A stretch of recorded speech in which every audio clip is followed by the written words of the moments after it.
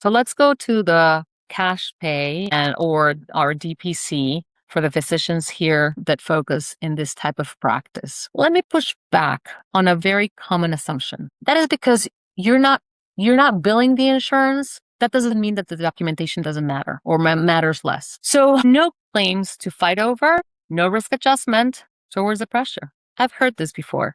Why? I can do whatever I want. I don't have to talk to the insurance or to defend anything in any way. So I think that the pressure feels less, but the pressure is actually the model itself. So the patients stay when they feel that their care is thorough, that it's tracked, that the documentation is there, that when they come back to see that same physician, that the physician can review the notes and can see what was talked about last time and it's accurate. So it's really important for membership retention.